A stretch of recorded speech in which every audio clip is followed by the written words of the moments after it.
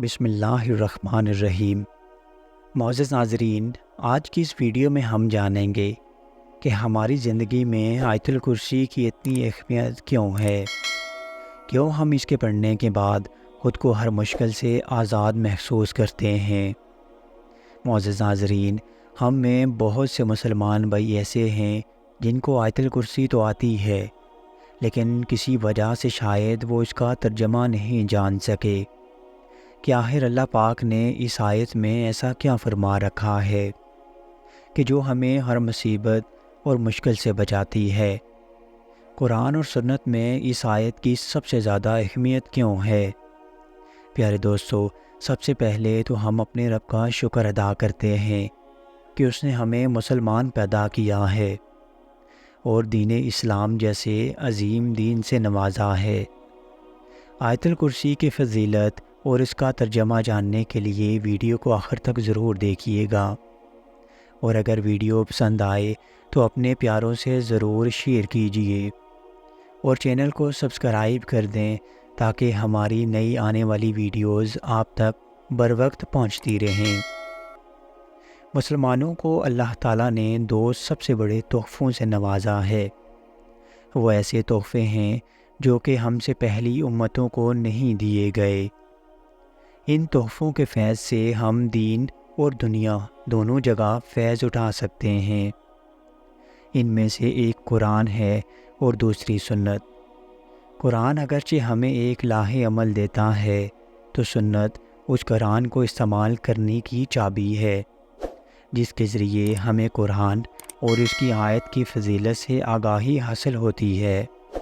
قرآن کی سب سے بڑی سورت کی 255ویں آیت کو آیت الکرسی کہا جاتا ہے اور اس کی فضیلت احادیث سے ثابت ہے۔ سیدنا ابی بن کعب بیان کرتے ہیں کہ نبی کریم صلی اللہ علیہ وآلہ وسلم نے ان سے پوچھا، اے ابو منذر، کیا تم جانتے ہو کہ تمہارے پاس کتاب اللہ کی سب سے زیادہ عظمت والی آیت کون سی ہے؟ کہتے ہیں میں نے جواب دیا کہ اللہ اور اس کا رسول صلی اللہ علیہ وآلہ وسلم ہی زیادہ جانتے ہیں۔ تو رسول اللہ صلی اللہ علیہ وآلہ وسلم نے دوبارہ پوچھا، اے ابو منذر، کیا تم جانتے ہو کہ تمہارے پاس کتاب اللہ کی سب سے زیادہ عظمت والی آیت کون سی ہے؟ میں نے کہا، لا الہ الا هو الحی القیوم، یعنی آیت الکرسی۔ تو رسول اللہ صلی اللہ علیہ وآلہ وسلم نے میرے سینے پر ہاتھ مارا اور فرمایا، اللہ کی قسم، تو نے درست کہا، ابو منذر، تمہیں علم مبارک ہو۔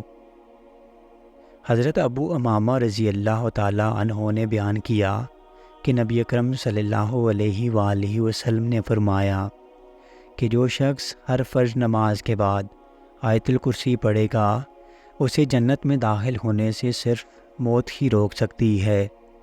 اسی وجہ سے ہر فرض نماز کے بعد آیت الکرسی کی تلاوت کا حکم دیا گیا ہے کہ اس کو پڑھنے والے اور جنت کے بیچ میں صرف موت کا ہی فاصلہ ہوتا ہے۔